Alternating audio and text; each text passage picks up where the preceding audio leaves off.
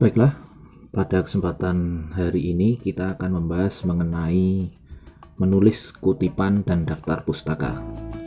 Pembahasan ini adalah lanjutan dari materi yang sudah kita bahas bersama pada perkuliahan sebelumnya, yaitu mengenai menulis paragraf pada karya ilmiah. Baiklah, sebelum kita membahas lebih lanjut mengenai menulis kutipan ini, maka saya rasa kita perlu untuk membahas terlebih dahulu apa sih perbedaan antara kutipan dengan plagiarisme ya. Jadi dua hal ini sangat berbeda ya, tapi perbedaannya sangat tipis sekali. Apa saja sih perbedaan dari keduanya itu? Jadi yang pertama, kita perlu memahami bahwa kutipan adalah pinjaman kalimat ya. Kutipan itu adalah pinjaman kalimat. Seperti halnya kalau kita meminjam sesuatu, maka kita harus jujur. Jadi kutipan adalah peminjaman kalimat atau bagian suatu teks dalam tulisan kita. Adapun apa sih plagiarisme itu?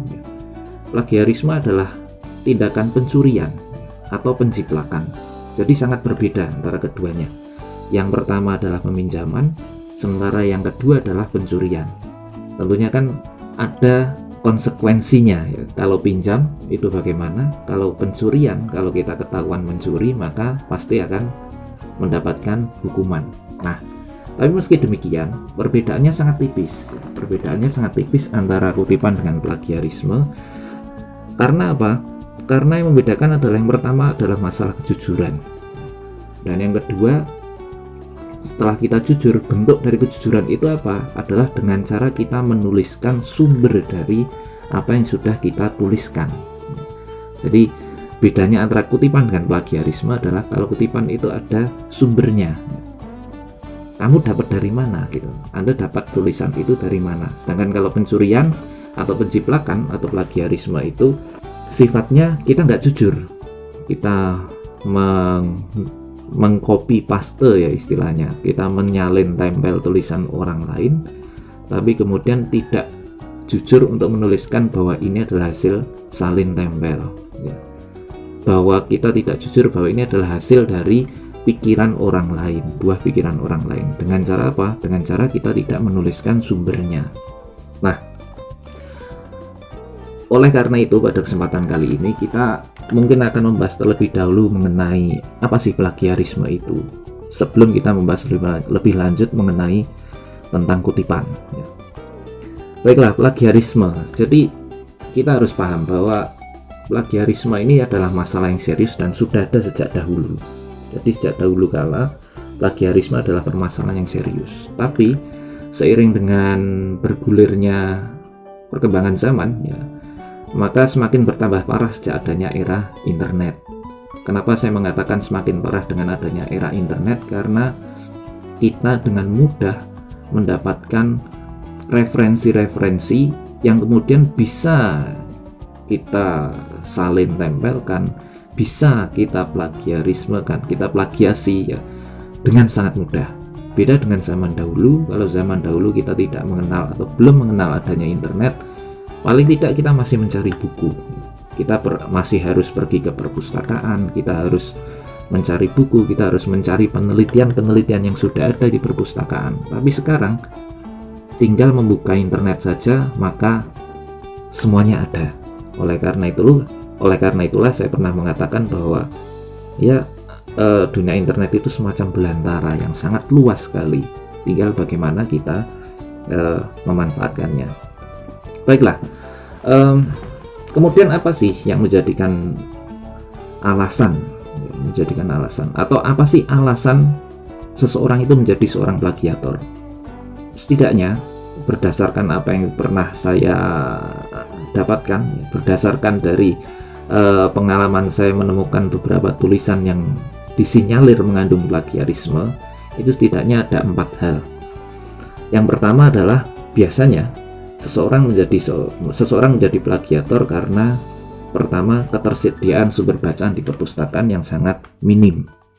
Ya, itu bisa kita maklumi karena perpustakaan yang ada di sekitar kita belum tentu lengkap sekali ya, oleh karena itulah kemudian beberapa orang menggunakan alasan ini untuk melakukan plagiasi dengan cara mencari di internet. Padahal sumber bacaan itu kan tidak hanya di perpustakaan saja, Kita bisa mendapatkan sumber bacaan dari berbagai sumber yang juga tadi selain di perpustakaan kita juga bisa mendapatkan di internet. Tapi sayang sekali kemudian kenapa harus diplagiasi? Padahal kita bisa melakukan pengutipan gitu. Nah, tentang pengutipan setelah ini kita akan bahas ya. Kemudian alasan kedua, kenapa sih seseorang menjadi plagiator? Karena bisa jadi dia tidak menguasai teknik untuk mengutip dengan benar. Nah, ini adalah permasalahan yang serius bagi saya. Dan ini adalah bidang garap dari para pengajar mata kuliah bahasa Indonesia untuk mengajarkan tentang bagaimana sih menguasai teknik mengutip dengan benar.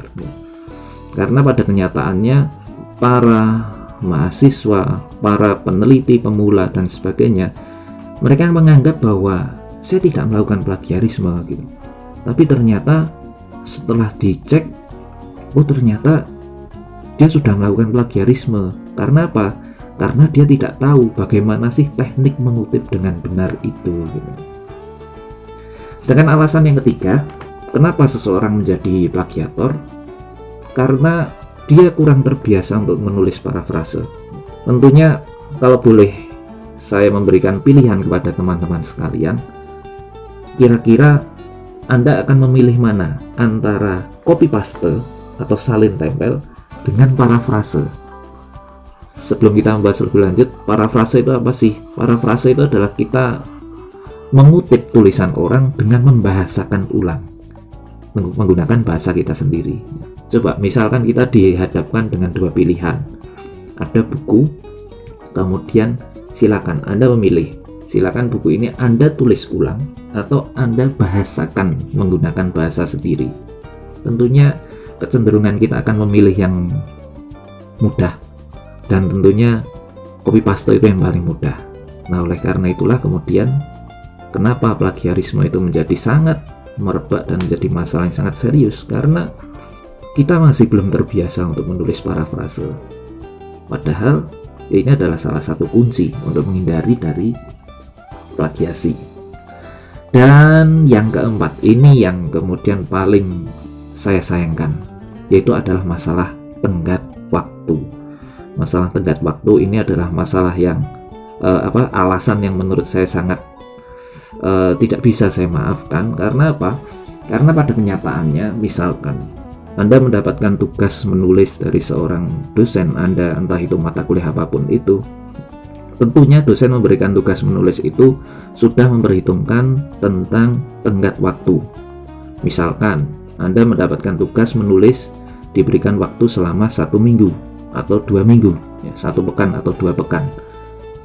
Saya rasa itu adalah waktu yang cukup untuk bisa melakukan penulisan. Tapi kenapa bisa kemudian kita melakukan plagiasi? Karena kita sering menunda-nunda untuk mengerjakan tugas itu. Kita sering menunda-nunda, kita tunda-tunda terus sampai kemudian tidak sadar ternyata tinggal 1 hari atau 2 hari lagi. Sehingga yang terjadi kemudian ya sudah, kita tinggal cari di internet, googling misalkan, kemudian langsung saja kita copy paste. Nah, dan inilah yang paling parah. Dan beberapa kali saya temukan, dan kalau saya menemukan hal yang seperti ini, saya tentu tidak akan memberikan maaf, karena ini adalah masalah manajemen waktu yang seharusnya berada di diri teman-teman sekalian.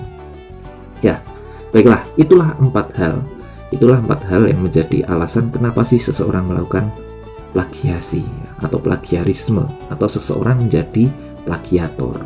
Saya berharap teman-teman sekalian, terutama yang keempat adalah tentang tenggat waktu. Jangan sekali-kali kemudian kita menulis atau mengerjakan tugas dari dosen atau mengerjakan tugas penulisan skripsi, penulisan tugas akhir dalam waktu yang mepet-mepet. Kita sering kan menulis dalam kondisi mepet. Ya memang jadi. Tapi kalau jadi, tentunya hasilnya tidak maksimal. Atau kalaulah jadi, ternyata hasil dari plagiarisme. Nah, ini yang paling berbahaya. Kalau sudah terjadi plagiarisme, maka ya beberapa dosen akan menyikapinya berbeda-beda. beberapa akan memberikan nilai minim ya, atau bahkan tidak meluluskan dalam mata kuliahnya. Oleh karena itulah, sekali lagi, hindarilah plagiarisme karena konsekuensinya sangat besar ya, konsekuensinya sangat besar.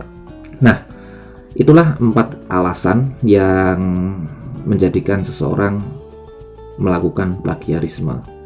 Berkenaan dengan plagiarisme, saya rasa saya harus menyampaikan kepada teman-teman sekalian untuk silakan Anda mencari salah satu buku yang menurut saya ini sangat bermanfaat. Buku itu berjudul Tanya Jawab Plagiarisme, dilengkapi dengan Permendiknas nomor 17 tahun 2010. Buku ini karya dari Bapak Arif Maftuhin. Beliau adalah salah satu dosen dari UIN Sunan Kalijaga, Yogyakarta.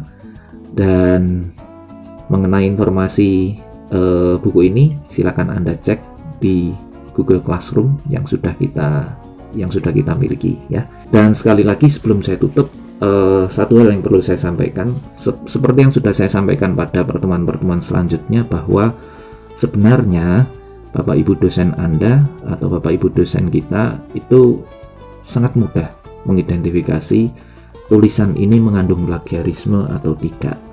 Yang pertama, sangat mudahnya karena apa? Yang pertama adalah karena biasanya tulisan plagiarisme itu dari segi syarat-syarat paragrafnya itu sangat janggal. Yang pertama misalkan, kesatuannya terbangun atau tidak? Biasanya tidak terbangun.